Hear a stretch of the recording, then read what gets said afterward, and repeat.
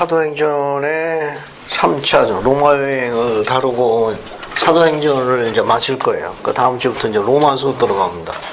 여러분, 지명에 오늘 나눠준 지도가 있는데, 이 지도는 오늘 나눠준 유인물 나눠보세요. 이거. 오늘 나눠준 유인물. 여기 뭐냐, 바울의 1차, 2차 선교 여행을 한꺼번에 거의 다 그려놓은 겁니다. 한꺼번에 거의 다 묘사해 놨어요. 자, 앞에 유인물 가져가요. 여기. 그래도 유혹이 강했네. 조선경자매라고. 역시 유혹이 강해야 돼. 저기 조선경자매, 여기 언니 옆에 와서 앉아요. 네. 선교사업 준비 중이에요. 네. 자, 거기 보시게 되면은, 이제 맨 첫 장에 보면 1차, 2차 선교여행인데, 1차 선교여행은 사도행전 13장 1절부터 14장 28절까지 기록이에요. 그리고 2차 선교여행은 사도행전 15장 36절부터 18장 20절까지 기록이고, 이게 이렇게 기록을 남겨두면 나중에 경정물도 굉장히 도움이 돼요. 그리고 여기 그 방문 여정에 관한 것을 그려놨어요. 여기 단선으로 그려놓은 건 1차 선교여행이고, 약간 고문고딕체는 2차 선교여행을 나타냅니다. 그래서 이 내용하고 여기 사건별로 나와 있는 이 자료하고 해가지고 직접 여기 그려가면서 사건을 여기다 적으면은 훨씬 더 이해가 빠를 거예요. 그래서 1차, 2차 선교여행 그 정도 보고, 그 다음에 지명 봐요. 지명. 여기 지명 보면은 시돈, 두로, 둘레마이, 가이사라, 요빠, 가사, 이렇게 지명이 된다. 따라서 하세요. 시돈, 두로, 돌레마이, 가이사라, 요빠, 가사, 이렇게 순서가 되고, 여기가 사마리아고, 사마리아 위에가 베니게라는 지명이에요. 지역 이름입니다. 여기 이제 수리하고. 그래서 우리 가지고 있는 우리 교회 지도에 약간 어려움이 좀 있어가지고, 우리 몰몬경하고 교리화서 합편 뒤에 보면 지도가 나와요. 지도를 보세요. 지도. 거기 지도를 보시면은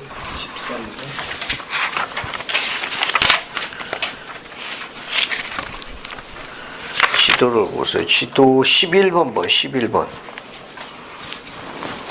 지도 11번. 이게 신약 시대에 성지해가지고 나올 거예요. 찾았습니까? 거기 그러면 맨 위에 보세요. 여기 좌측편 맨 위에 보게 되면 시돈 찾았어요? 시돈? 네. 시돈. 맨 위에 1번이라고 되어 있을 거예요. 네. 찾았어요? 네. 그 다음에 그 밑에 보면 또 뭐라고 있습니까? 두로라고 나오죠. 두로. 시돈과 두로 중간에 사렙다예요. 사렙다. 여러분, 그 엘리야와 관련이 있는 사렙다의 과부라고 하는 지명이 거기에요. 사렙다의 과부 할 때 여기 사렙다가 거기고, 이 두로 밑에가 뭐가 있어요? 지도에 돌레마입니다. 돌레마의 밑에가 가이사라, 가이사라 밑에가 요빠, 한참 밑에 뭐가 있어요? 가사. 이 지명이 이렇게 되는 겁니다. 그 다음에 이제 어디를 보는 건 지도 13번을 봐요.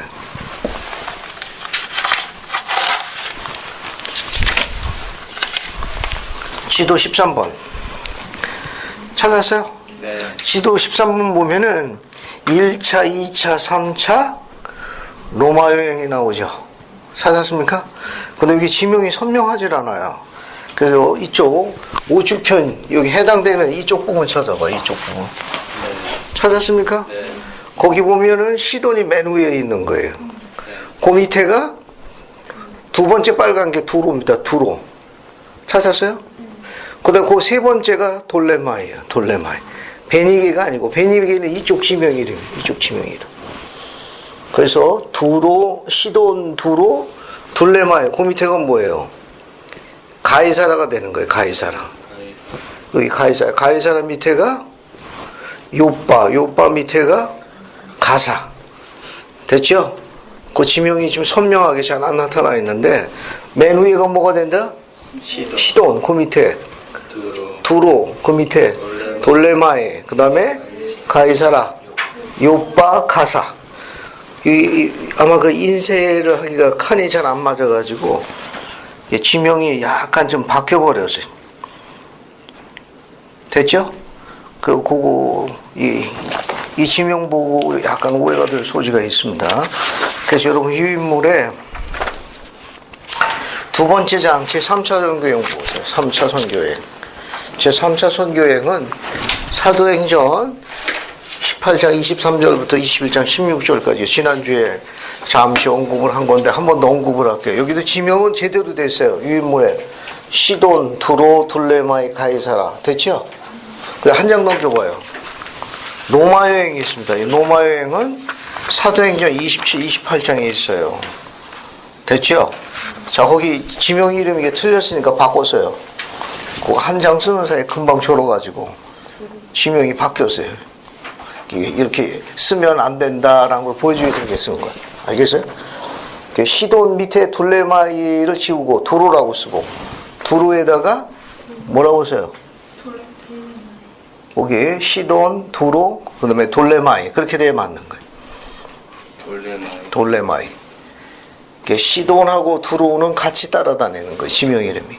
그 다음에 돌레마이, 가이사라입니다. 뒷장도 마찬가지. 뒷장도 연습용으로 만들어 놓은 건데 이것도 지명을 바꿔요. 시돈, 그 다음 뭐라고 되어 있어요? 지워버리고 두로로 바꿔요. 두로. 그 다음에 돌레마이, 가이사라, 요빠가사.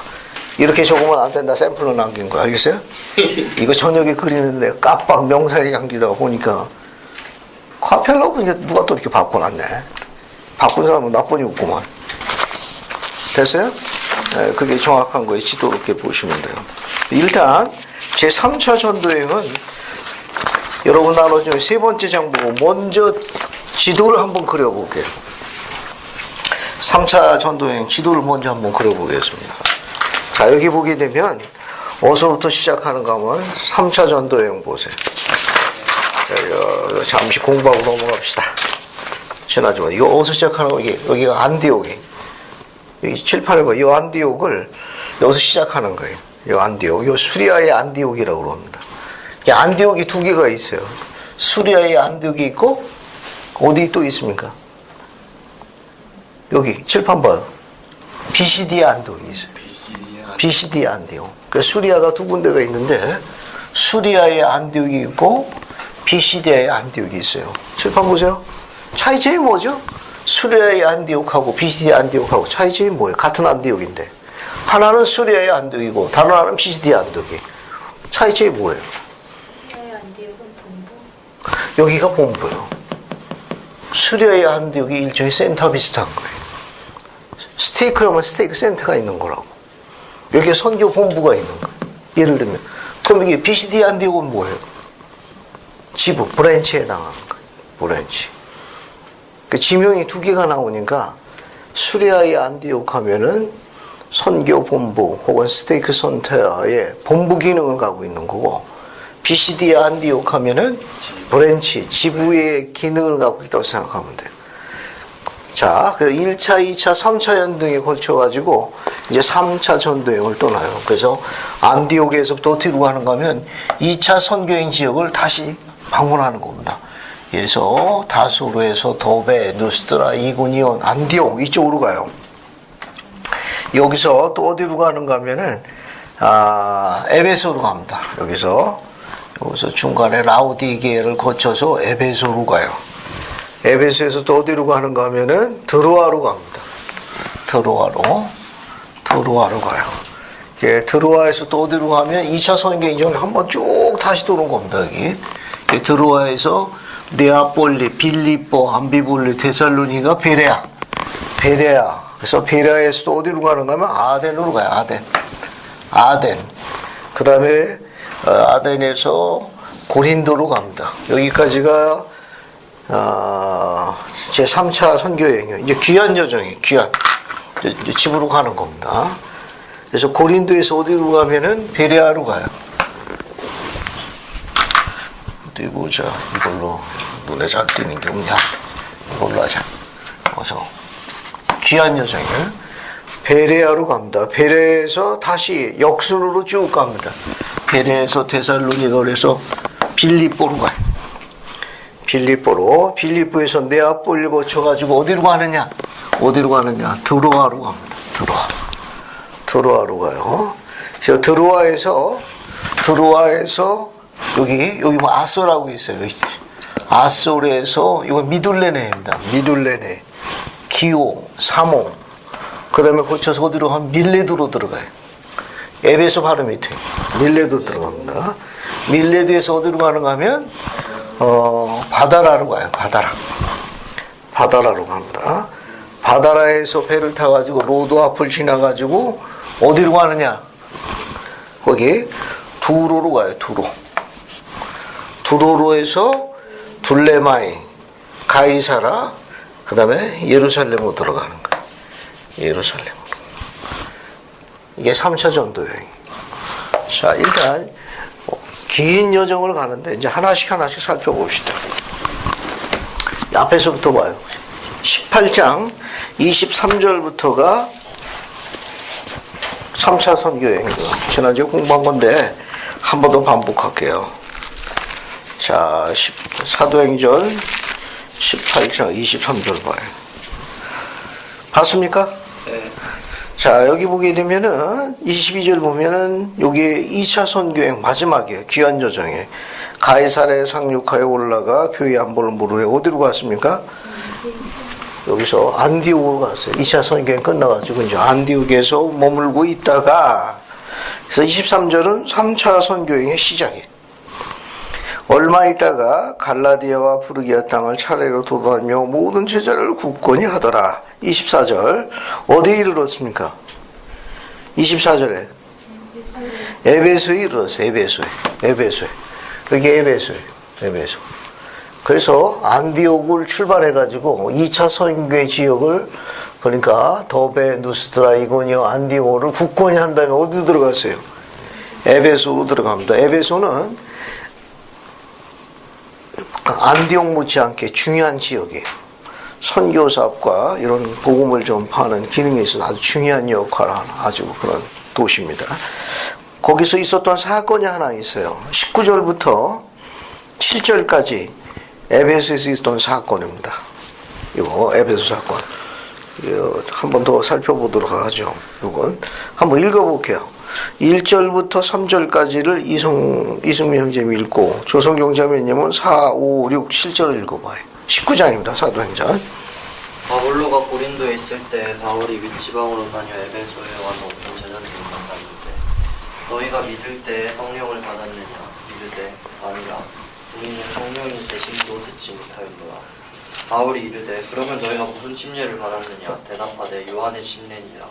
바울이 이르되 요한이 회개의 세례를 베풀며 백성에게 말하되 내 뒤에 오시는 이를 믿으라 하였으니 이는 곧 예수라 하거늘 그들이 듣고 주 예수의 이름으로 세례를 받으니 바울이 그들에게 안수하며 성령이 그들에게 임하심으로 방언도 하고 예언도 하니 모두 12사람쯤 되니라. 감사합니다. 여러분 그 19장 1절부터 7절까지 내용을 보게 되면 여기 봐요. 에베소에 바울이 왔다는 소식을 듣고 누가 찾아왔습니까? 칠판 봐요. 칠판 같이 보는 게 더 빨라요. 같이 봅시다. 여기 봐요. 여기 에베소에 바울이 도착했다는 소식을 듣고 누가 찾아왔어요? 누가 찾아왔냐고. 여기 주의 제자라는 사람 몇 명이에요? 대략 7절 보니까 모두 12사람쯤 돼요. 12사람인데 12사람 거의 남자들일 거예요. 12명의 남자들이 바울을 찾아온 겁니다. 자기들도 주의 제자라고. 주의 제자라고 그러는 걸 미뤄 봤을 적에 그들도 침례를 받은 회원일 가능성이 높은 거예요. 그래서 바울을 찾아와가지고 주의 제자들이 이야기한 거예요. 우리도 주의 제자라. 가르침을 받으러 왔노라. 그래서 바울이 찾아온 주의 제자라는 사람들한테 뭘 질문했습니까? 뭘 질문했어요? 이 질문에 한 번 더? 라고 물어봤어요. 다시 한 번. 침례를 받은. 침례 받아. 앞에 손골 다시 봐요. 침례 받았냐고 물어봤는가? 무슨 침례를 받았느냐? 아니 손고 2절에. 성령을 받았느냐? 2절에 맨 처음에 성령을 받았느냐고 물어봤었죠. 그죠? 성령을 받았느냐 그랬더니 그들이 뭐라고 이야기했어요? 성령이라는 듣도 보도 못했노라. 그때 그렇게 했을 적에 바울이 또 무슨 질문을 했습니까? 금방 이주자만 질문. 무슨 질문이었어요? 무슨 침례 받았느냐? 그랬더니 그들이 뭐라고 그랬어요? 요한의 침례니라. 그랬더니 4절에 바울이 뭐라고 이야기했어요? 요한이 회개의 침례를 베풀며 백성들에게 가르치기를 내 뒤에 오신 이를 미루어 했으니 곧 예수라 하거늘. 그죠? 그러면 요한의 침례는 자기는 물의 침례만을 베풀지만 내 뒤에 오시는 그분이 어떤 침례를 베푼다고 그랬어요? 이승미 형제. 불의 침례가 뭘 이야기하죠? 조선경장에. 성신. 그 기본기는 잘 배웠네. 세미나의 시간에 잘 배웠구만. 요한의 침례에 대해서 올바른 가르침을 받은 주의 제자라면은 당연히 뭘 알고 있어야 돼? 성신의 은사로 위한 안수에 의해서 성신을 받아야 한다는 거 가르침을 받았을 터. 그래서 물어본 거예요. 주의 제자라 하니까 질문한 거예요. 성령을 받았느냐? 뭐라고 이야기했습니까 그들이? 아뇽? 우리 듣도 보도 보면 그럼 침례 받았다고 그랬으니까 그럼 무슨 침례를 받았느냐? 요한의 침례입니다. 너희들이 만약에 합당한 신권 소유자에 대해서 가르침을 받았다면 당연히 성령에 대해서 성신에 대해서 알고 있어야 할 텐데 너희들이 그걸 듣도 못했다 하니까 그 침례는 합당한 침례입니까? 아니면 거짓 신권을 지고 있는 합당하지 않은 사람에서 진행이 된 겁니까? 합당하지 않은 거예요. 모방한 거예요. 모방된 침례를, 효력이 없는 침례를 받은 거예요. 그래서 사도 바울이 그를 가르치자 그들이 어떻게 해요? 침례를 받은 거예요. 그리고 바울에 의해서 안수를 받은 거예요. 그러니까 지금 공부한 19장 1절부터 7절의 메시지는 우리에게 뭘 가르쳐주는 내용이에요? 왜 저자는 누가가 이 기록을 남겼느냐 하는 거예요. 에베소의 사건 중에 3차 선교여행 중에 에베소에서 이 기록을 남긴 이유가 뭐예요? 주의 제자라 하는 자들이 와가지고 바울과 대담한 그 기록을 남겼는데 우리에게 뭘 가르쳐 주는 거죠? 요 사건은 주의 이름을 사칭하는 거짓 선지자나 교사가 있다는 걸 시사하는 거예요. 고대에도 있지만 오늘날도 있는 거예요. 고대에도 그렇고 오늘날에도 그렇고 주의 이름을 사칭해가지고 그것을 빙자한 거짓 선지자나 거짓 그런 교사가 있다는 걸 시사하는 거예요. 이 에베소에서의 사건 19장 1절부터 7절의 메시지는 그런 내용을 이야기하는 거예요. 그래서 사탄은 누구를 모방해요? 하나님의 것을 모방하는 거예요. 그 시스템은 그대로 갖춘 거예요. 자기들도 집 내주고 다 해. 자기들도. 그걸 모방한 거예요. 그래서 그 사람들은 사도 바울이 왔다고 그러니까 자기들도 제자라 해가지고 가르침을 받도록 왔을 적에 사도 바울이 지적한 거예요. 즉 고대나 지금이나 거짓 선지자나 거짓 교사가 그리스도 이름을 사칭해가지고 모방한다는 걸 이야기하는 거예요. 그래서 이 가르침은 오늘날 우리들에게도 시사하는 바가 굉장히 많아요. 올바른 경례에 의해서 합당한 신권 소유자에 의해 가지고 의식과 절차를 받아야 돼요. 그래서 지금 그 내용을 설명하고 있는 내용이에요. 자, 그 다음에 이제 쭉 넘어가 가지고 11, 12절도 한번 읽어볼게요. 만약 수자매님 그 11, 12절 한번 읽어주십시오. 하나님이 바울의 손으로 놀라운 능력을 행하게 하시니 심지어 사람들이 바울의 몸에서 손수건이나 앞치마를 가져다가 병든 사람에게 얹으면 그 병이 떠나고 악기도 나가더라. 감사합니다. 여기 보면 하나님이 바울의 손으로 놀라운 능력을 행케 하시나니 그게 바울이 어떤 능력을 갖고 있는 거예요? 기적을 행할 수 있는 능력을 지금 행사하고 있어요. 아주 큰 권능을 행사하고 있습니다. 어떤 행사를 했는가 하면 손수건이나 앞치마를 가져다가 병든 사람에게 얹으면 그 병이 있다고 악기가 또 나갔어요. 손수건이나 그런 앞치마를 가져다가 놓으면 또 나왔습니다. 어때요? 우리가 이와 같은 큰 이적, 권능의 행사는 그걸 보고 개종하려고 그러는 거예요? 아니면 그런 큰 신앙을 행사로 인해 가지고 그들에게 주어진 표적으로, 축복으로 주어지는 게 이적이에요. 어떤 게 맞아요? 교리학생 63편 한번 봐요. 교리학생 약 63편 9절부터 12절까지 봅시다. 여기도 간단하지만 계시로 중요한 게 가르쳐져 있어요. 63편 봐요. 교리학생 약 63편 9절부터 12절인데 다 읽지는 않고요. 11절까지만 읽어봅시다. 이승미 형제님 9절부터 11절까지만 읽어봐요. 그러나 보라, 신앙은 표적으로 인하여 오지 아니하며 믿는 자들에게 표적이 따르는 것이니라. 그러하도다, 표적은 신앙으로 인하여 오나니 사람들의 뜻으로도 아니요 그들이 기뻐하는 대로도 아니요 하나님의 뜻으로 인하여 오느니라. 그러하도다, 표적은 신앙으로 인하여 와서 위대한 일을 이루나니 이는 신앙 없이는 아무도 하나님을 기쁘게 하지 못하니라.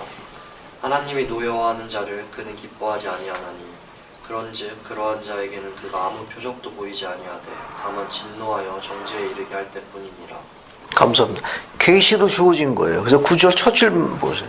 신앙은 표적으로 인하여 오지 아니하며, 이게 표적을 보고서 신앙을 갖는다고 하는 건 합당하지 않다는 겁니다. 거꾸로 믿는 자들에게 표적이 따르는 것이니, 뒤에 10절 첫 줄에 뭐라고 했습니까? 표적은 신앙으로 오는 결과예요. 그래서 11절, 표적은 신앙으로 인하여 와서 위대한 일을 이루나니 이는 신앙 없이는 아무도 하나님을 기쁘게 하지 못함이니라. 그 사건에 관련되어 있는 것이 다시 앞부분에 앞에 바울의 몸에서 손수건이나 앞치마를 가져다가 병든 사람을 건지면 병이 낫고 악기 나오더라.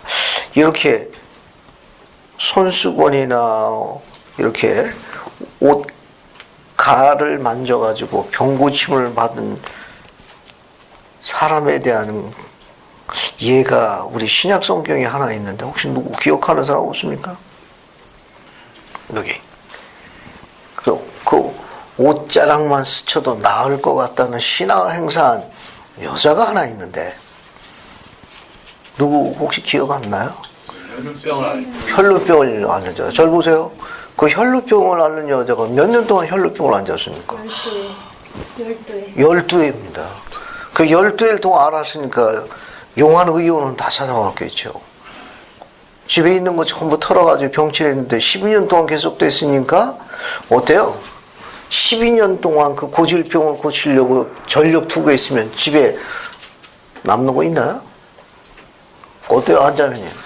남는 거 없다고. 자, 그거 잠깐 찾기 전에 당시에 혈루병을 걸린 여자는 당시 모세율법화에서 어떻게 조치했죠? 한자매님, 혈루병이 무슨 병입니까? 모르겠어요.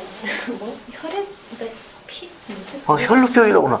한번 볼게요. 마태복음 9장 봅시다. 너무 고민하지 마세요. 안색이 안 좋으네. 자, 마태복음 9장 봐요. 마태복음 9장. 마태복음 9장은 아주 요약해서 나온 거예요. 누가 보면 더 자세하고. 조선경자면요, 마태복음 9장 찾아가지고 20절부터 22절까지 읽어봐요. 몇 수해 동안이나 혈루증으로 앓는 여자가 예수의 뒤로 와서 그 겉옷 가지를 만지니 이는 제 마음에 그 겉옷만 만져도 구원을 받겠다 함이라.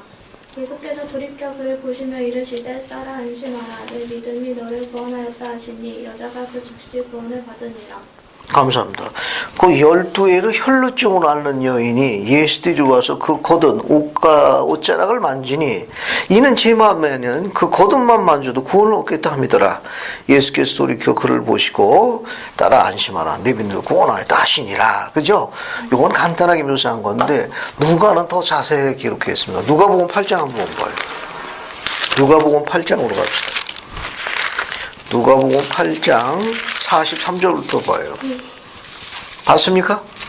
누가복음 8장 43절인데 이건 앞에서부터 보는 게 더 좋아요. 앞에 보면 41절부터 봐요. 봤습니까? 그래서 한번 읽어볼게요. 41절부터 44절까지를 정상호 형제님 읽으시고 45절부터 48절까지는 이시우자매 한번 읽어봐요. 사건을 한번 봅시다.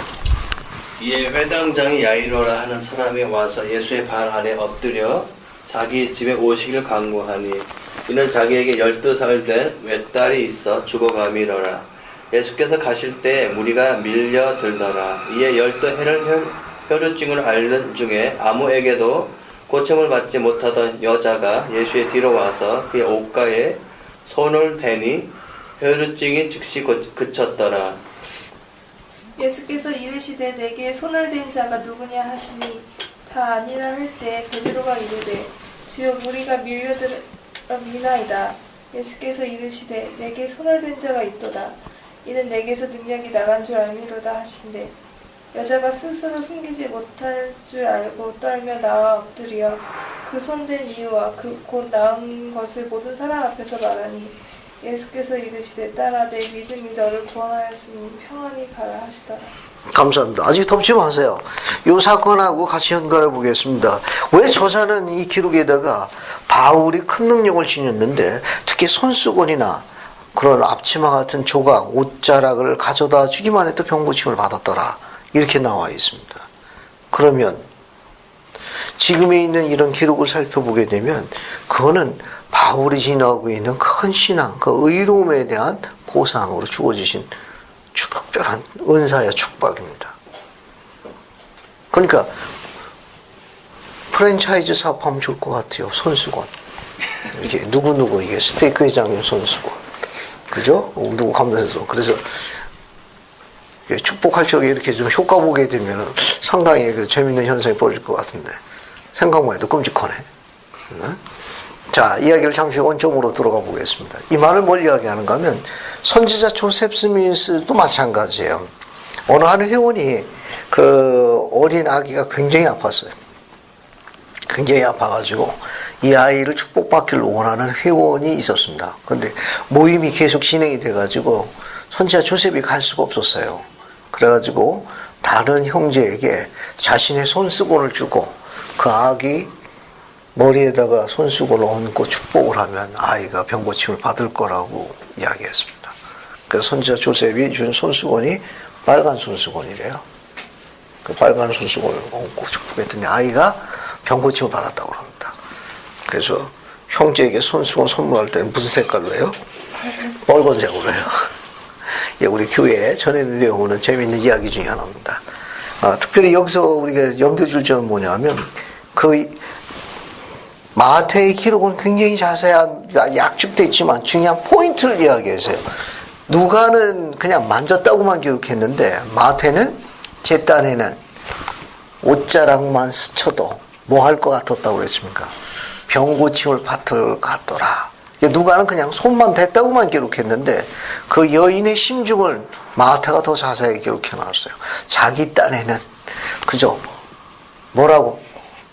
옷자락만 스쳐도 그냥 만지기만 해도 병이 나을 것 같아. 뭘 가지고 있었어요? 신앙을 갖고 있었습니다. 주목하세요. 예수님께서는 지금 그 동네에 뭐라고 하셨어요?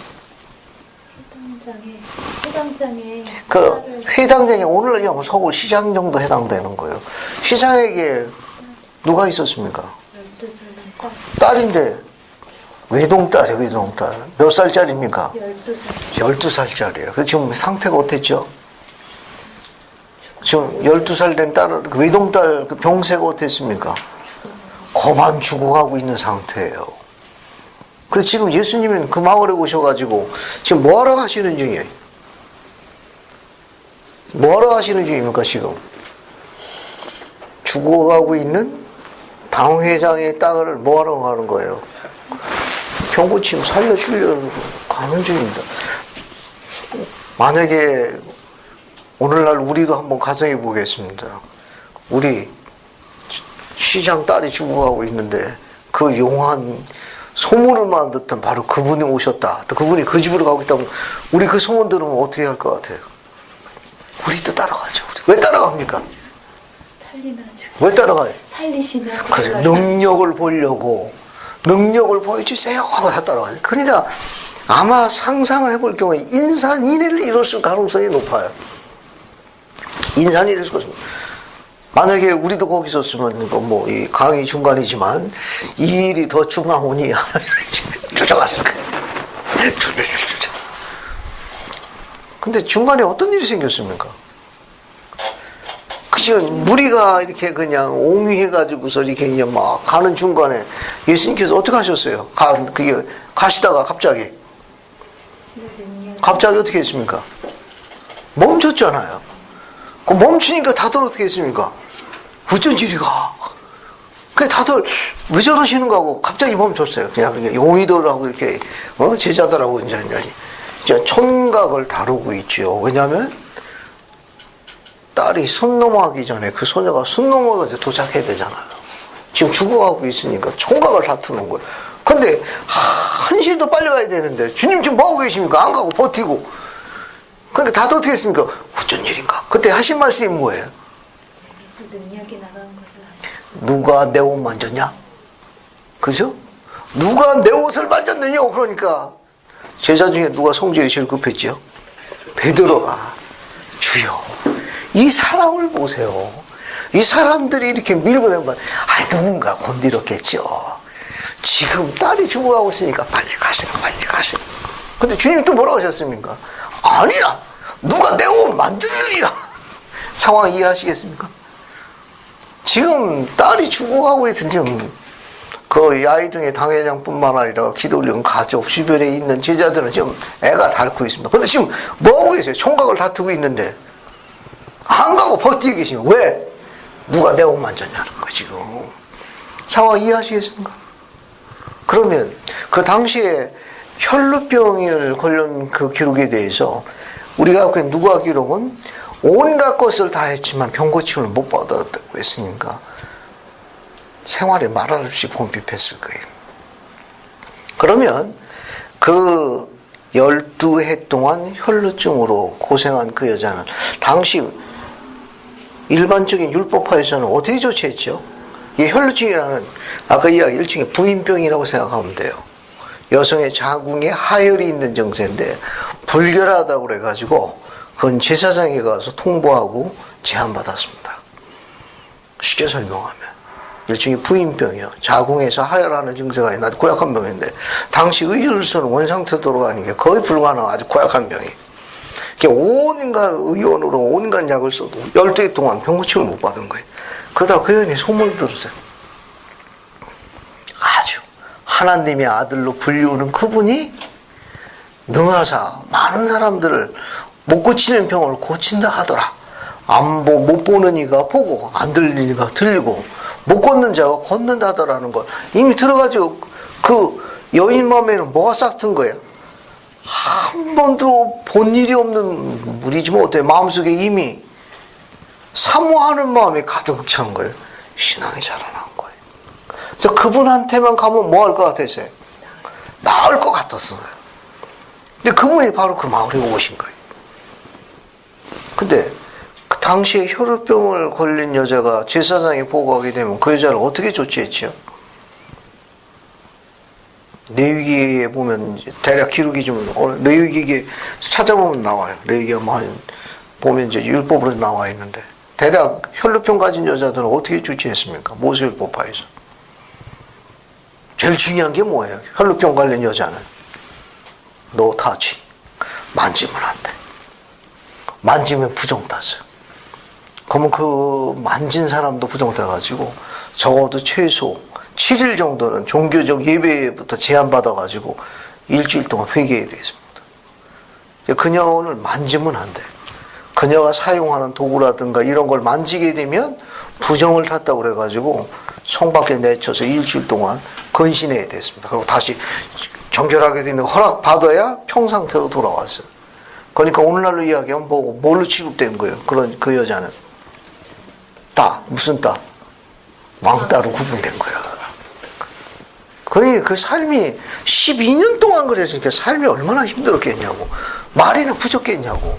모래도 의식 중에 스치기만 해서 만지기만 해서 타치만 되게 되면 회개하러 제사장한테 가야 돼. 그 누가 건점이 나냐. 그냥 아예 그냥 막 열해. 12년 동안이니까 그 삶이 얼마나 공핍했겠어요. 근데 병고침을 받으려면 어떻게 병고침을 받죠? 여러분 병고침 받으려면 어떻게 해서 병고침을 받아요? 신권소유자에게. 안수하면 어떻게 돼야 돼요? 타치돼야 되잖아요. 그러니까 이 혈병 가진 여자는 예수님한테 가가지고 다른 사람처럼 타치에 의해가지고 병고침을 받을 수 있냐고? 안 돼. 못 가게 하는 거예요, 못 가게. 너 타치하면 안 돼. 넌 그냥 있어. 그래서 그 여자가 다친 상태에서 얼마나 서름이 많았겠어요. 그냥 자기 딴에는 주님 앞에 가기만 하면 그냥 뵙기만 해도 날 것 같구만. 그냥 옷자락만 이렇게 건드리기만 해도. 근데 지금 봉쇄해버린 거예요. 봉쇄 아예. 왜? 넌 안 돼. 넌 타치하면 안 되잖아. 그냥 꼭꼭꼭 있어. 너 나타나지 마. 너 나타나도 다른 사람 건들고 그러면 그 사람도 부정타니까 넌 사람이 얼마나 많아. 통제했을까. 이해하겠죠, 상황을. 그러니까 그 여인이 어때요? 그럼에도 불구하고 어떻게 해서 옷자락을 만졌어요? 예수 뒤로 갔다는 건 뭡니까? 사람들 눈에 안 띄우자 발밑으로 교가가지고 만졌다는 걸 암시하는 거예요. 예수 뒤로 갔다는 건 뭐냐? 우리 같으면 정당당하게 앞으로 가지만 자기 형편이 어때요? 드러낼 형편이 못 되니 사람들 사이에 발 사이에 그냥 기어서 그냥 눈에 안 띄려고 그냥 예수님 지나가는 발걸음 옷자락만 건드렸는데 어떻게 됐어요? 그 옷자락만 건드렸더니 혈루의 근원이 마른지 병고침을 받은지 누가 알았습니까? 그 여자가 알았어요. 바로 그 순간 주님께서 뭐 하신 거예요? 스탑! 멈춘 거예요. 그냥 가셔도 되는데 왜 멈췄죠? 그냥 가셔도 되는데 왜 멈췄냐고. 아니 그냥 야이르동 그 딸 집에 그냥 빨리 가야지. 지금 죽어가고 있구만. 천각을 다투고 있다고. 근데 왜 거기서 스탑하셨어요? 그 베드로가 자꾸 물어보잖아. 빨리 갑시다. 아, 누가 건드렸겠죠. 빨리 갑시다. 왜 거기서 스탑하셨습니까? 어때 이승민 형제 왜 주님께서 총각을 다투는데 왜 그 여인의 혈루의 근원이 말랐는지를 아는 순간 멈췄을까? 승민이 생각은 어때? 그 여자분을 위해서 아닐까요? 주님께서 얼마나 정확하게 잘 지적했습니다. 이 여인은 지금 정상적인 활동을 못하고 있어요. 정상적인 생활로 되돌아오기 위해서는 그 여자가 합당하게 되었다는 걸 뭐 해야 됩니까? 데몬스트레이션. 드러내줘야 돼. 그냥 가시면 안 돼. 그냥 가시면 그 여인은 원상태로 돌아오기가 절차가 복잡해요. 그런데 멈추셔가지고 질문하셨어요. 누가 내 옷을 만졌느냐? 내 능력이 나갔음을 내가 오노니. 그래서 베드로가 주여 갑시다. 누군가 만졌겠지요. 뭐 갑시다. 주님께서 다시 이야기했습니다. 아니라 누가 내 옷을 만졌는데 내가 능력을 나왔으면 내가 아니니. 그래서 다들 어찌된 일인가 하고 집중한 거예요. 그러자 그 여인이 뭡니까? 주여 하면서 그 여인이 등장한 거예요. 그래서 그 여인에게 뭐라고 이야기했습니까? 딸아, 내 믿음이 너를 구원하였으니 평안히 가거라 하고 엎드렸던 그 여인을 뭐 한 겁니까? 타치, 손을 잡고 일으켜 세운 거예요. 주님이 뭐 한 거예요? 타치한 거예요. 이 여인이 병고침을 받았고 합당하게 되어 있음을 주가 직접 어떻게 했습니까? 손을 잡고 일으켜 세워서 온 사람들에게 이 딸을 축원하신 거예요. 정상으로 되더라고. 아마 이 여인은 야이로의 딸을 고치는데 따라갔을 거예요. 왜? 정상으로 돌아갔으니까. 지금 설명하고 있는 내용이 뭐냐면 야이로의 당회장의 딸을 고치러 갔지만 또 다른 이유도 있었다는 거. 주님은 이 딸을 알고 사랑하셨습니다. 그 딸을 드러내시려고 일부러 멈추시고 그 지역을 방문한 거예요. 그 딸이 거기서 있는 걸 알고 계셨습니다. 주님의 친절하신 자비를 설명하라. 그래서 계시로 주어진 게 뭐냐면은 아까 여기 보세요. 63편 11절 다시 봐요. 교례화성의 63편 11절. 찾았습니까? 63편 11절 세 번째 줄 봐요. 뭐라고 되어 있어요? 이는 신앙이 없이면 아무도 하나님을 기쁘게 하지 못함이라. 오직 신앙만이 그분을 기쁘게 하는 거예요. 그 여인의 신앙이 누굴 기뻐하게 하신 거예요? 주를 기쁘게 하시니까 주께서 뭐 한 거예요?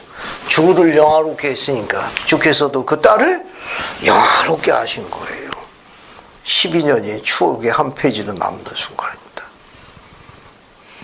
이해하시겠어요? 자, 바울의 선교여행 중에서 이런 부분들은 주님께서 성령을 베푸실 적에도 우리가 적용할 수 있어요. 이거는. 그래서 신앙 없이는 하나님을 기쁘게 하지 못합니다. 자, 그런 정도 보시고요. 나머지는 여러분 읽어보시면 돼요. 그 다음에 이제 20장으로 갑시다. 이제 20장으로 가요. 20장으로 가가지고 이제 바울의 귀한 여정에서 중요한 사건만 볼게요. 자, 이제 어디를 보시는가 하면은 20장 1절부터 3절까지 한번 읽어볼게요. 정상훈 이제 한번 더 읽어봅시다. 20장 1절부터 3절까지. 20장이죠. 20장 1절부터 3절.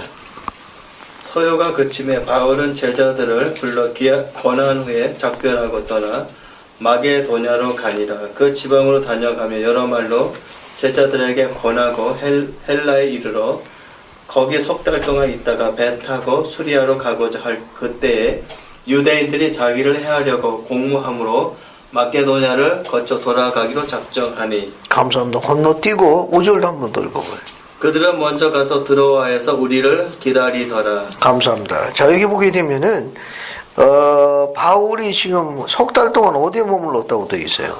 귀한 여정인데 그 2절에 뭐가 나옵니까? 지명이 나오죠. 어떤 지명이 있어요? 헬라문. 이 지도 중에 어디를 이야기해요? 어디서 지금 석 달 동안 머물른 거예요? 어디예요? 여기 헬라에 머물렀다고 그러는데 이 지명 중에 지금 어디에서 지금 이렇게 있는 겁니까? 석 달 동안 거기 있었다고 그러는데 고린도. 여기서 석 달 동안 머물른 거예요. 고린도를 이야기. 석 달을 머물러서 경전학자들은 여기서 석 달 머무르면서 로마서서 썼다고 이야기해요.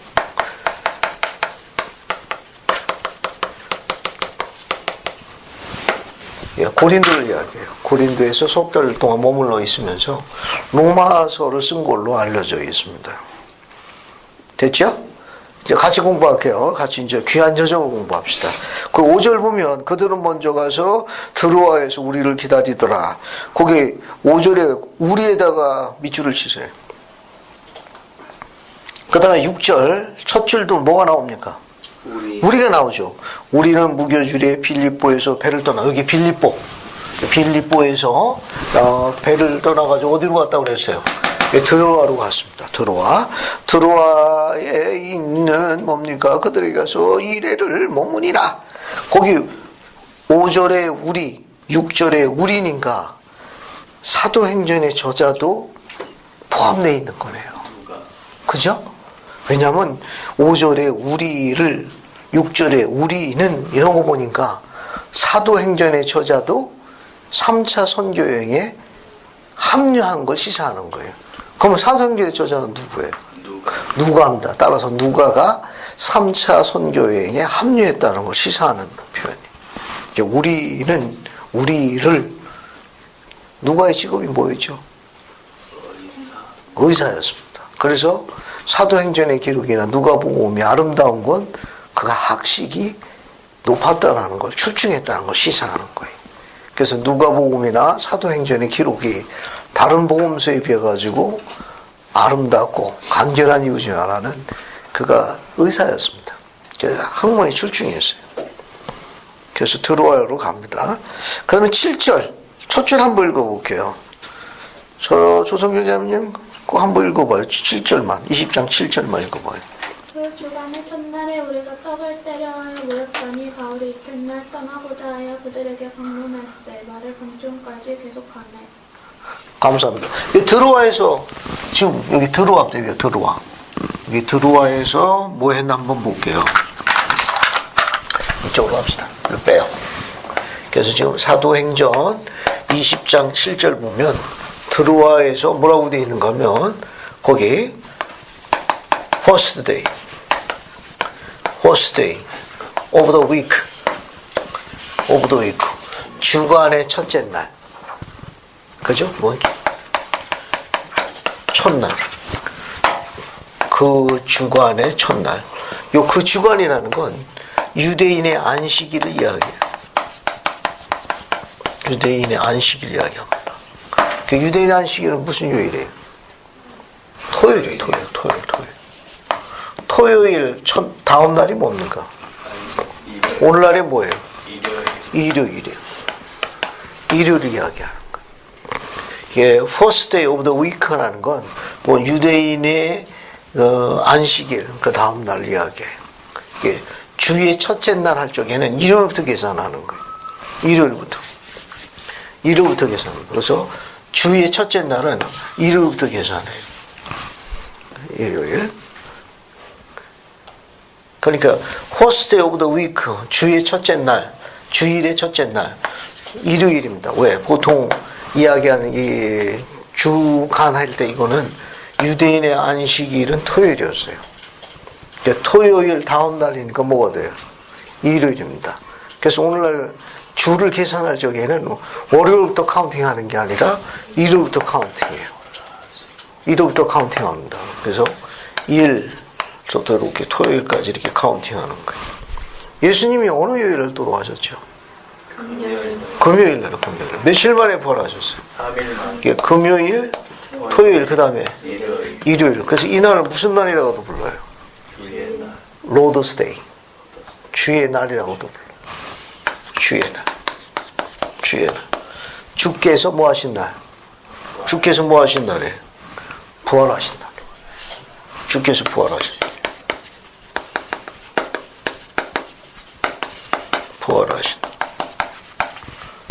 그러니까 지금 여기 공부하고 있는 20장 7절은 초기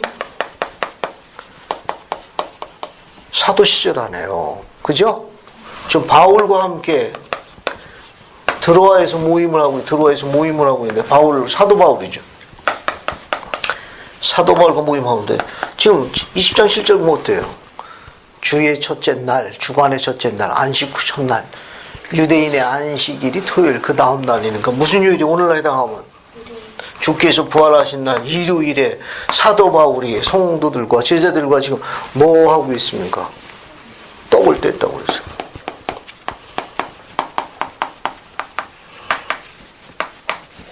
뭐 생각하는 거 없어요, 의식? 여기 떡을 떼어 먹었다니까 뭐 생각나는 거 없습니까? 누가가 그동안 떡을 못 먹었죠. 사도 바울도 떡 먹은 지가 오래됐고.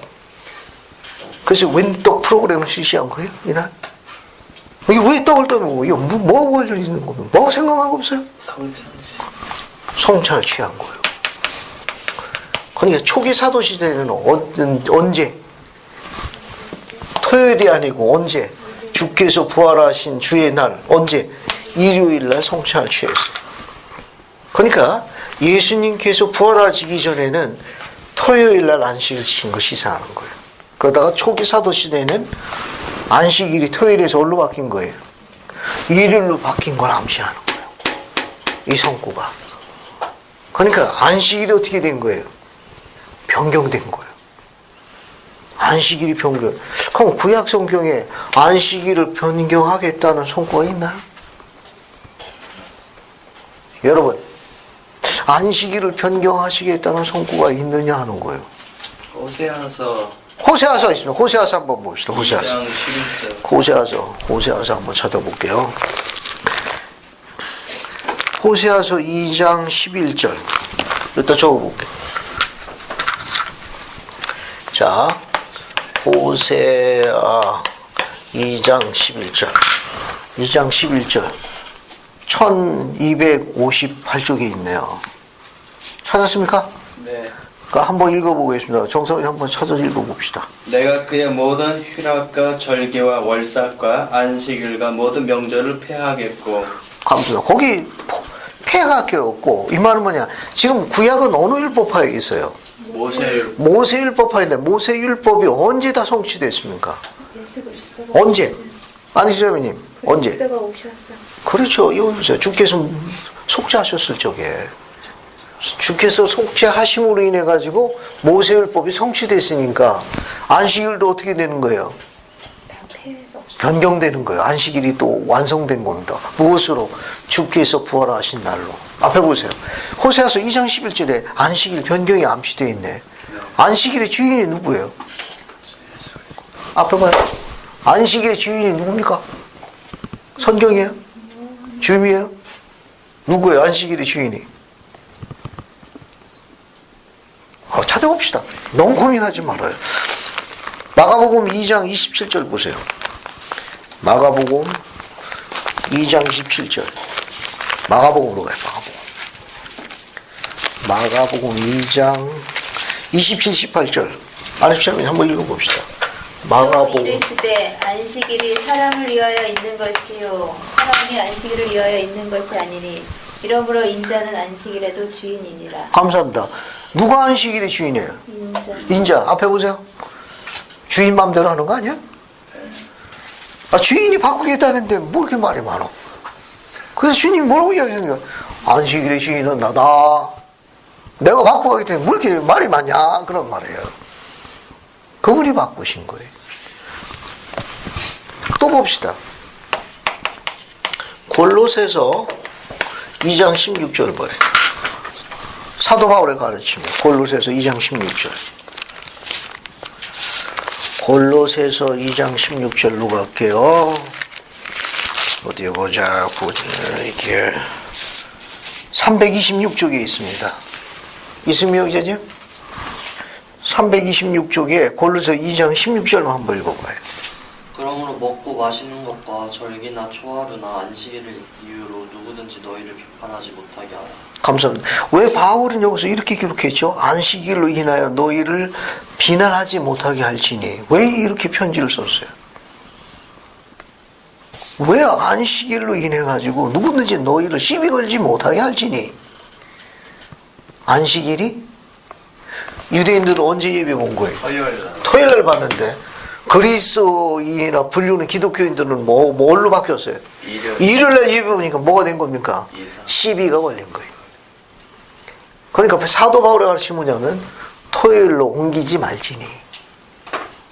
옮기지 말지니. 그들이 뭐라 하든 간에 굳건히 이날 예배 봐야 할지니라고 지목한 거예요.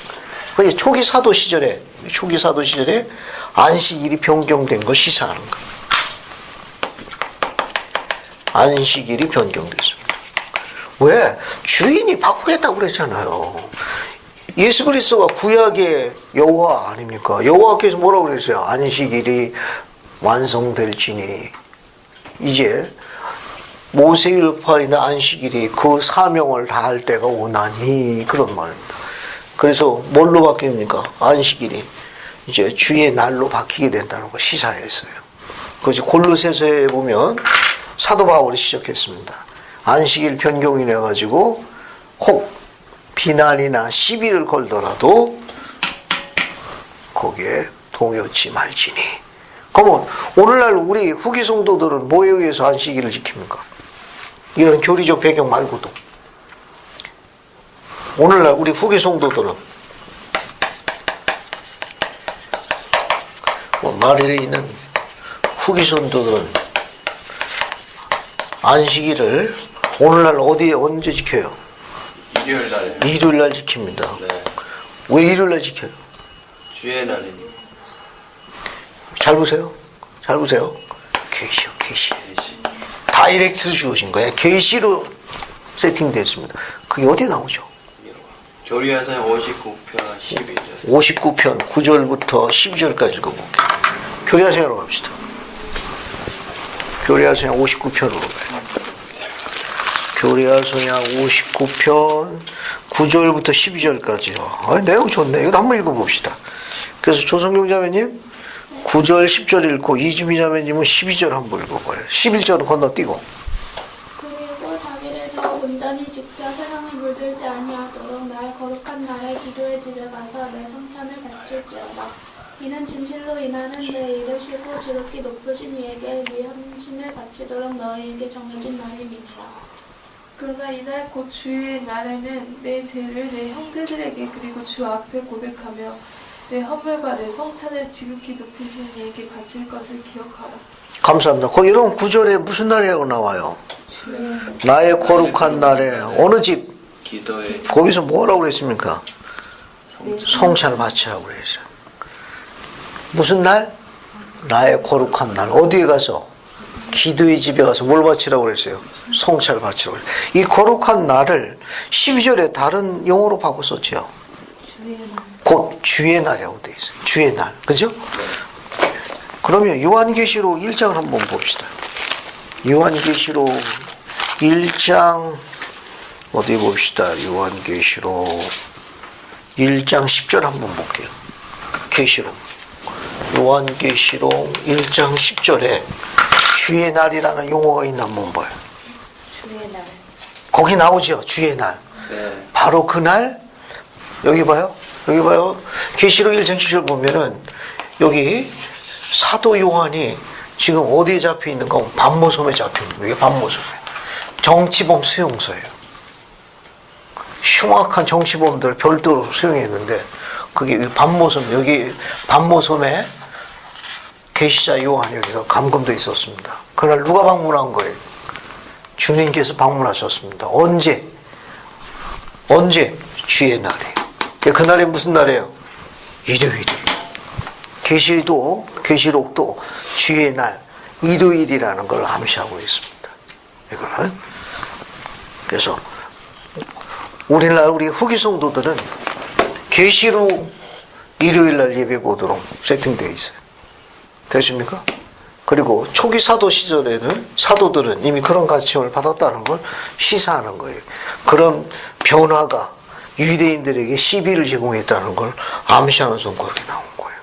그래서 안식일은 구약시기에서 예수님 돌아가기 전, 속죄하기 전까지는 토요일 날 안식일을 지켰습니다. 그러다가 그분께서 속죄하신 이후, 부활하신 이후에는 안식일이 어떻게 됐다? 안식일의 주인의 요청에 따라서 어떻게 됐어요? 오늘날 일요일로 환원됐습니다. 일요일로 변경됐어요. 오늘날 후기 성도들은 그걸 어떻게 받아들이고 있다? 계시로 받아들이고 있어요. 직접 계시로 주어진 거예요. 우리는 학설이나 논리 같은 거 안 따집니다. 우리 계시로 다이렉트도 받은 거예요. 고대 기록에서 몇 가지 살펴볼 수 있는 거예요. 요즘에 한간에 이 문제 가지고 논란을 일으키는 교파가 있어요. 근데 우리는 그런 거에 관여하지 않습니다. 알겠습니까? 우리는 경전상으로도 증거가 돼. 그뿐만 아니라 우리는 살아계신 선제를 통해 가지고 그리스도 직접 계시로 주어진 거예요. 오늘날 일요일이 주의 날이고 그날 기도의 집에 가서 성찬을 바치도록 요구를 받았습니다. 그날 여기 보세요. 이날 여기 드로아에서 또 어떤 사건이 있나 한번 볼게요. 8절 봐요. 우리가 모인 윗다락에 근데 7절 마지막 보면 바울이 어땠어요? 이튿날 이제 떠나가니까 이제 가면 다시 못 오거든. 다시 못 오니까 그들에게 강론할세 말을 밤중까지 계속하였더니 모임이 짧았다 길었다. 생각보다 길었던 거예요. 시작 시간이 있는데 끝나는 시간이 있다 없다? 없다고 봅니다. 그래서 우리가 모인 윗다락에 등불을 많이 켜뒀는데 거기 구절에 어떤 젊은이가 있습니까? 유두고. 여기도 이름 기억해놔요. 여기 드로아에서 재미있는 사건이 있는데 이게 바로 유도고 사건이에요. 젊은 초년. 이름이 뭐예요? 유두고. 참, 두고 가면 안 된다, 그거. 두고 가면 안 돼. 무도고가 아니고 유도고예요. 이거 보세요. 9절에 유도고라는 청년이 창문에 걸터 앉아 있다가 깊이 졸더니 바울이 강론하게 돌아오면 모임이 길었어. 졸음을 이기지 못하여 3층 창문에서 떨어지니 이렇게 보니 죽었는지라. 얼마나 바울이 민망하겠습니까? 그죠? 모임을 지시하니 끝나면 되는데 이 말씀이 길었어. 그래서 유도고라는 청년이 사람이 많아가지고 창문에 걸터인데도 듣다가 졸음을 이기 못해가지고 삼시가 어떻게 되죠? 밑으로 떨어져서 일으켜보니 어떻게 했습니까? 유도고가 죽었네. 사도 바울이 얼마나 민망하겠어요. 10절 바울이 내려가서 그 위에 엎드려 그 몸을 안고 말하기를 떠들지 말라. 그게 얼마나 이게 소란이 일어났겠어요. 생명이 그에 있다 하고 올라가 떡을 떼어 먹고 그게 무슨 말입니까? 유도고를 다시 병고침으로 살린 거예요. 병고침으로 다시 살려서 떡을 떼어 먹게 하고 또 그러고 어떻게 했습니까? 모임이 파한 게 아니고 오랫동안 그 날이 셀 때까지 이야기하고 떠나리라. 역시 사도 바울 대단하신 분이에요. 그렇죠? 또 2부 모임이 지속된 거예요. 병고침을 받아서 살아났으니 또 다시 2부 모임이 진행되고 사람들이 살아난 청년을 데리고 가서 적지 않게 위로를 받았다 하더라. 그게 3차 선교행에 유도고라는 청년이 말씀을 듣다가 죽었어요. 그건 어떻습니까? 병고침을 받아가지고 다시 살아난 사건이 제3차 선교에 어디다 지명이? 들어와라는데요. 그게 아주 많이 이용합니다. 보통 지도자들이 이런 어떤 뭡니까? 그 특별 모임을 할 때 이제 시간이 좀 더 사용해야 될 경우에 유도고 이야기 많이 하세요. 거기 좀 말귀 다 알아듣고 하더라고요. 그 말은 뭐냐? 말씀 듣다 죽으면 복이 있나니 그런 말이다. 이제 내가 시간을 더 쓸 테니 끝까지 자리를 지킬지니 그런 말입니다. 그 사건이 있었습니다. 그래서 이제 돌아가는 거예요. 귀한 여정이. 그래서 여기 보면은 14절 보세요. 바울이 여기 보세요. 여기 아소에서 그 다음에 미둘레네, 아소에서 미둘레네. 그 다음에 15절 보면 기오, 그 다음에 사모, 그 다음에 어디로 들어가요? 밀레도 들어갑니다. 밀레도. 그래서 17절 보면 바울이 밀레도에서 사람을 에베소로 보내고 교회장을 청하니 거기서 또 밀레도에서 뭐합니까? 아까 드로아에서도 모임했지만 이 밀레도에서도 모임을 해요. 밀레도에서 모임하는 내용이 뒤에 나옵니다. 거기 보세요. 시간을 줄여서 좀 간단히 설명할게요. 19절 곧 모든 겸손과 눈물이며 유대인의 관계로 말미암아 당한 시험을 참고 주를 섬긴 것. 이제 바울의 간증입니다. 유익한 것은 무엇든지 공중 앞에서나 각 집에서나 꺼림없이 여러분에게 전하여 가르치고 유대인과 헬라인들에 대한 하나님에 대한 회개와 우리 주 예수 그리스도에 대한 믿음을 증언한 것이라. 자, 이제 나는 성령의 예루살렘을 가는데 거기서 무슨 일을 하는지 알지 못한다. 결국 뭘 암시하는 거예요? 여기 로마로 가는 겁니다. 뭘 암시해? 마지막 여정이라는 거. 순교 여정이 될 거라는 거. 그래서 나는 거기서 무슨 일인지 알지 못하느니라. 오직 성령이 각성해서 내게 증언하여 결박과 환난이 나를 기다린다 하나. 24절 읽어봅시다. 바울의 소명의 사명가입니다. 종사원인지 한번 읽어보세요. 내가 달려갈 길과 주 예수께 받은 사명 또 하나님의 은혜의 복음을 증언하는 일을 마치려 하면은 나의 생명조차 조금 더 귀한 것을 여기지 아니하노라. 감사합니다. 바울의 굳건한 간증. 이 바울의 굳건한 간증은 한번 더 봅시다. 나의 달려갈 길과 주 예수께서 받은 사명 곧 하나님의 은혜의 복음을 증언하는 일을 마치려 하며 나의 생명조차 조금 더 귀한 것을 여기지 아니하. 이런 용감한 간증은 어디서 온 거예요? 바울의 이런 용감무쌍한 간증, 용맹정진한 간증은 어디서 온 겁니까? 어디서 온 거예요? 이 바울의 이런 용맹정진한 이런 간증이 어디서 온 겁니까?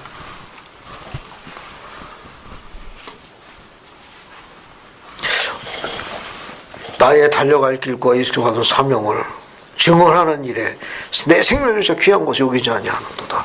이런 불타는 굳건한 간증이 어디서 온 거예요? 어디서 왔다고 생각합니까? 정답이 있는 건 아니에요. 이렇게 지칠 줄 모르는 이 불타는 간증이 어디서 왔습니까? 우리가 지금 1차, 2차, 3차 선교를 공부하고 있는데 이제 마지막 여정만 앞두고 있는 거예요. 어디서 왔다고 생각해요?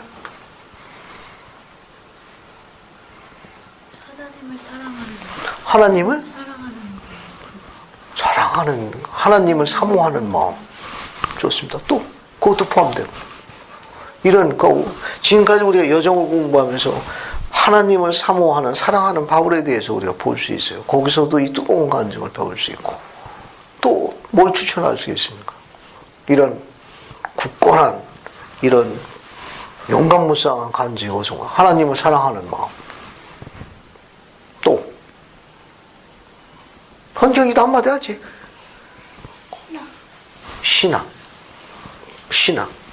주 예수를 믿는 신앙. 또 뭐가 있겠습니까? 여기 봐요. 지금 여행인데 1차, 2차 앞에 뭐 붙었어요?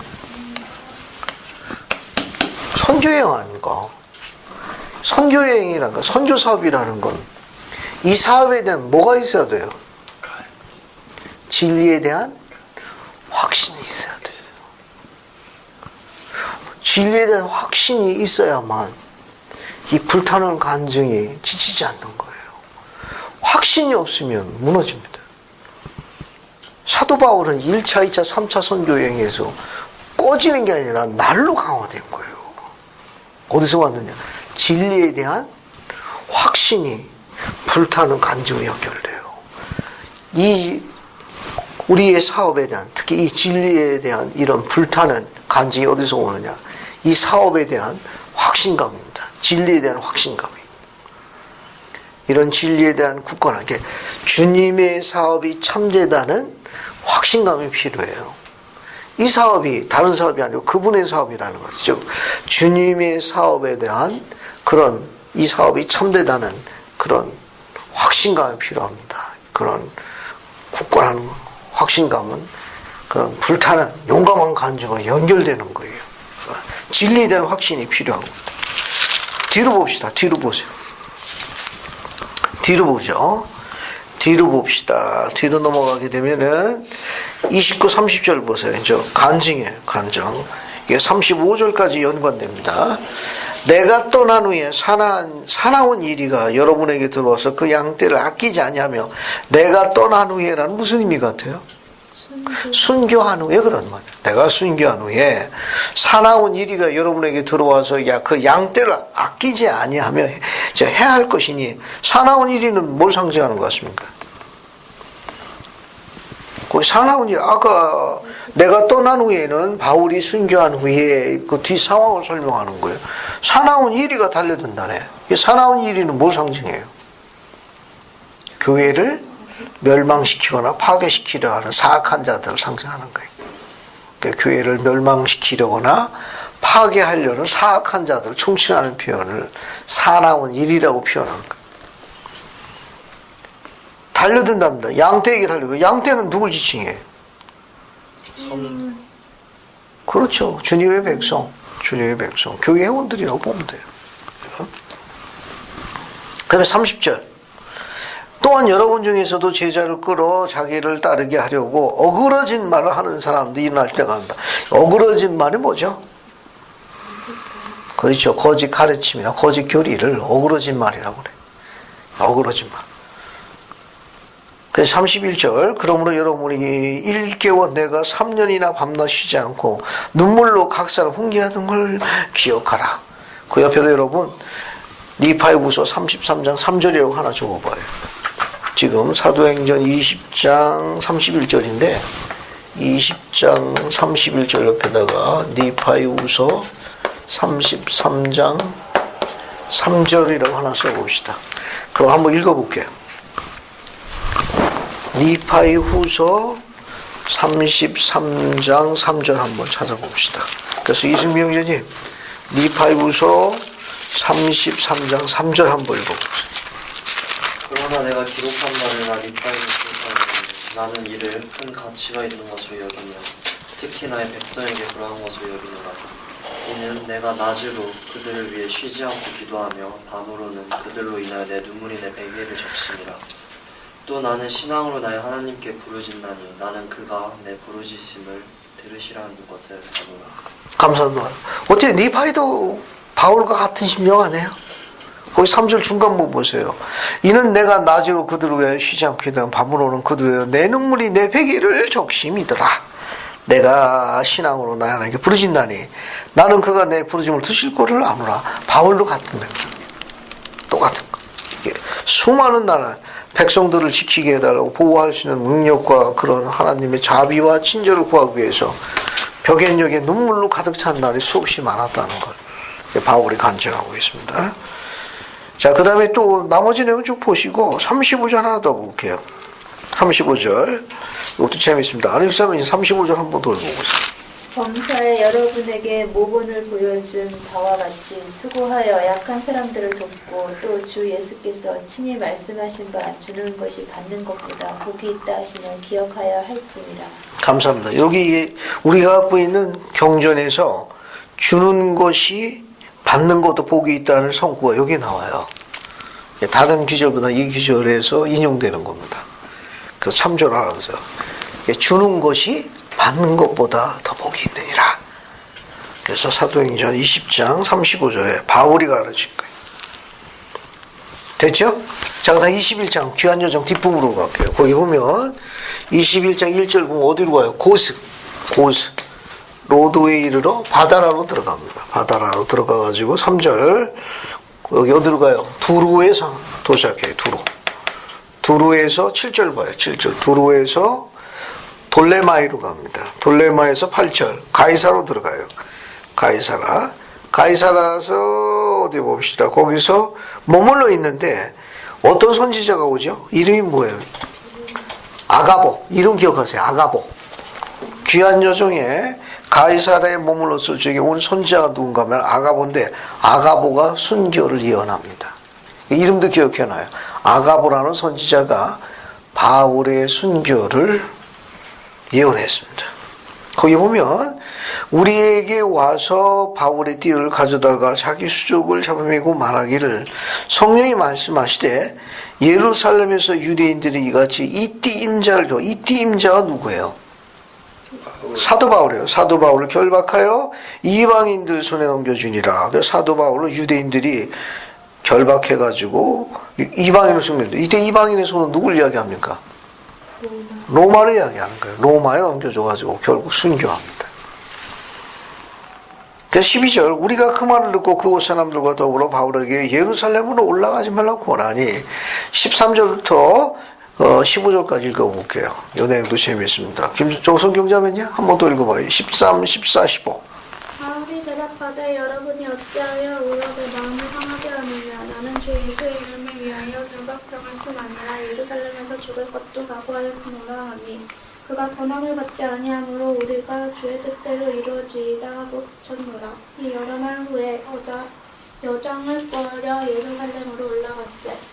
감사합니다. 바울은 순교도 두려워하지 않았습니다. 그래서 가이사랴에서 여기서 바울의 순교를 예언한 선지자인이 뭐라고 그랬어요? 아가보예요. 아가보. 그 다음에 여장을 끌어서 어디로 가요? 예루살렘으로 들어갑니다. 이게 3차 전도여행의 마지막입니다. 이제 로마 여행으로 들어갈게요. 로마 여행. 나머지 중간 보면 이미 앞에서 다 설명한 거니까 그냥 보시면 되겠습니다. 어디를 보시는가 하면은 23장 11절 봐요. 23장 11절. 23장 11절 찾았어요? 곧 한번 읽어볼게요. 정성훈 선생님 11절 한번 부탁합니다. 23장이요? 23장 11절. 그날 밤에 주께서 바울 곁에 서서 이르시되 담대하라. 내가 예루살렘에서 나의 일을 증언한 것 같이 로마에서도 증언하여야 하리라 하시니라. 감사합니다. 로마에 가서도 그리스도를 증거하는 임무가 부여되어 있는데 이게 순교의 길입니다. 그 다음에 이제 16절 보세요. 거기 누가 나옵니까? 거기 누가 나와요? 16절에. 바울의 생질이, 이제 바울의 조카니까 이 경전학자의 조사에 의하게 되면은 바울에게 누이가 있었답니다. 그 결혼한 누이가 예루살렘에 살고 있었다고 그래요. 그 결혼한 누이의 자녀입니다. 경전학자가 그렇게 추정하고 있어요. 참조를 알아두십시오. 그 다음에 이제 쭉 넘어갑니다. 쭉 넘어가요. 쭉 넘어가서 이제 27장 봅시다. 나머지를 한번 읽어보시면 됩니다. 27, 28장은 이제 로마 여정입니다. 로마 여정. 로마 여정. 이제 마지막 순교 여행입니다. 이거요. 자, 여기 보시게 되면 3절 보면 이튿날 어디에 갑니까? 시돈. 여기 봐요. 아까 3차 전도에 가서 어디로 갔다고 그랬어요? 가이사랴에서 예루살렘 갔지 않습니까? 거꾸로 가는 거예요. 예루살렘에서 이제 어디로 가는 거예요? 시돈까지 갔어요. 시돈에서 배 타고 어디로 가는 거예요? 저 끝에 로마 보이죠? 로마? 저기까지 가는 거예요. 로마까지. 예, 로마 여행입니다. 그래서 이튿날 시돈에 되니 그 다음에 이제 5절부터 5절 길리기와 밤빌레 바다를 건너 루기아의 무라시에 이르러더라. 무라시 여기가 무라예요. 무라 여기서 시돈에서 배를 타고 계속 무라로 갑니다. 무라로 가요. 됐죠? 그 다음에 7절 보세요. 7절 보면은 거기 맨 끝에 그레데라고 나오죠. 그레데 지워집니다. 다 지워.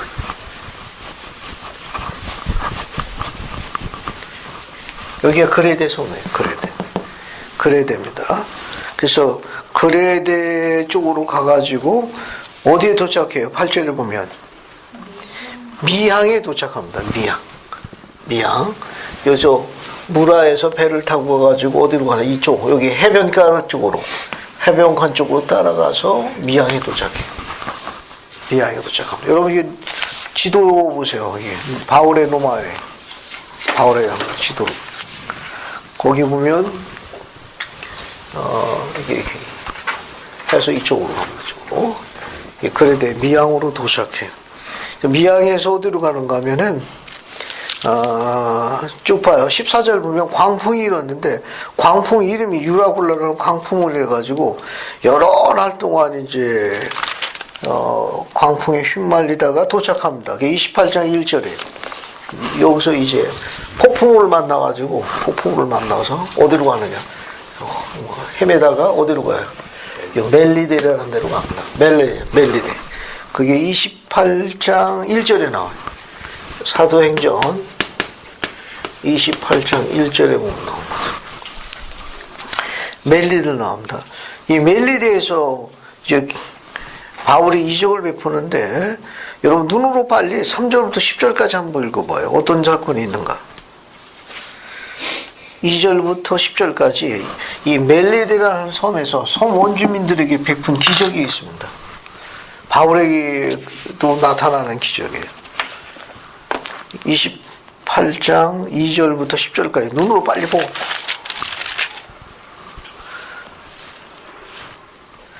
어때요? 3절부터 6절까지는 어떤 사건입니까? 바울이 어때요? 독사에게 물렸는데 어때요? 안 죽죠. 그죠? 이걸 보고 귀히 여긴 원주민들이 그를 뭐라고 부릅니까? 아이고, 살아있는 신이라고 그러죠. 그래서 거기 원주민의 누가 주장 정도 되는 사람이 어때요? 그 8절에 보면 그 보블류의 부친이 열병과 이질에 걸린 누이건을 바울이 들어가서 기도하게 한서에 낫게 하며 그래서 10절 후한 예로 우리를 대접하고 떠날 때 우리가 쓸 것을 배에 실었더라. 바울이 독사에서 물렸는데 왜 아무런 해를 입지 않았습니다. 그 다음에 또 어때요? 거기 원주민의 그 한 족장에 해당되는 부친도 열병과 이질부터 고쳐줍니다. 그러니까 선교사 파는 동안에는 상함과 해함으로도 보호한다는 것도 언질해 볼 수 있죠. 12절, 28장 12절 어디로 갑니까 이제? 거기 보면 수라구사, 여기 수라구사가 여기 수라구사로 가고 그 다음에 13절에 어디로 갑니까? 13절 레기온으로 가요. 13절에 여기가 레기온이에요. 레기온으로 가고 그 다음에 15절 어디로 갑니까? 13절 끝에 레기온에서 13절 보디올 일로 가네요. 보디올. 그 다음에 보디올에서 15절 보면 앞비오 관장 그 다음에 트레이스 뭡니까? 타바야 티가 아니라 타네. 타바르네로 가고 16절 드디어 어디로 갑니까? 그죠? 로마에 들어가네요. 그죠? 로마에 들어갑니다. 23절 보세요. 그들이 날짜를 정하고 그가 유숙하는 집에 많이 오니 바울이 아침부터 저녁까지 강마여 하나님의 나라를 증언하고 모세율법과 선지자의 말을 가지고 예수의 고난이 그 말을 믿는 사람도 있고 믿지 않은 사람도 있더라. 어제 노마에 가서 포로로 있는 동안에도 틈만 나면 바울이 뭐 했습니까? 찾아오는 사람마다 전부 다 그리스도를 증거하니. 그래도 사도 바울에서 우리가 배우는 바가 굉장히 많습니다. 뒤로 보세요. 30절, 31절로 봅시다. 바울이 온 이태니까 몇 년이에요? 2년 동안 로마에 머뭅니다. 자기 셋집에 머물렀다는 건 뭐냐면 모범수기 때문에 감옥이 아닌 별도 집에서, 오늘날 이야기하면은 가사, 집에서 감금 상태로 있게 돼요. 거기서 자기에게 오는 사람을 다 영접하고 하나님의 나라를 전파하며 주 예수 그리스도에 관한 모든 걸 담다에게 거침없이 가르치었더라. 바울은 잠시도 쉬지 않았습니다. 마지막 수명을 다하는 날까지 그는 뭘 했어요? 그리스도의 영광을 위해서 바친 사람입니다. 경전학자들의 언급에 의하면 바울이 모범수였기 때문에 잠시 석방됐다가 로마의 네로 황제라고 알죠? 네로가 기독교인들을 박해했을 적에 다시 수감됐다가 네로의 명에 의해 가지고 순교한 걸로 알려져 있습니다. 그래서 경전학자들은 바울이 그 네로의 박해로 인해 가지고 다시 수감됐다가 순교한 걸로 알려져 있어요. 그게 대략 연도상으로는 주전 64년경으로 추정하고 있다고 합니다. 그리고 이 로마에서 바울이 몇 년 있었다고 그랬어요? 2년 동안 있었죠. 그러니까 2년 있는 동안에 바울이 쓴 서신이 있답니다. 그래서 로마에서 2년 머무는 동안 쓴 서신, 우리가 경전학자들은 옥중 서신이라고 그런데요. 그래서 뭐가 있는가 하면, 뭐 썼는가 하면 에베소서도 쓰고, 에베소서, 그 다음에 골로새서, 이게 로마에서 쓴 거랍니다. 그 다음에 빌레몬서, 그 다음에 빌립보서. 그래서 로마 2년 동안 갇혀있는 동안에 바울이 그곳에서 에베소서, 골로새서, 빌레몬서, 필립보서 이렇게 썼다고 합니다. 자, 이렇게 해서 바울의 1차, 2차, 3차 노마 여정까지 마칩니다. 그래서 좀 더 자세한 바울의 교리적 가르침은 이제 다음 주 들어가요. 다음 주는 이제 로마서로 들어갑니다. 그러니까 로마서에는 교리적인 중요한 부분을 언급할 거예요. 그래서 이제 갈라디아서, 에베소서, 필립보서 쭉 나옵니다. 그래서 이번 학기는 계시록 전까지 나갈 거예요. 계시록은 온라인 과정으로 이미 15주로 전부 다 만들어져 있기 때문에 필요한 경우는 온라인 과정으로 반복 학습하시면 되겠습니다. 그래서 이번 학기는 계시록 전까지 해가지고 다음 주부터 드디어 여러 가지 복음서로 공부할 수 있을 거예요. 오늘 여기까지 합니다. 예수 그리스도 합니다. 아멘.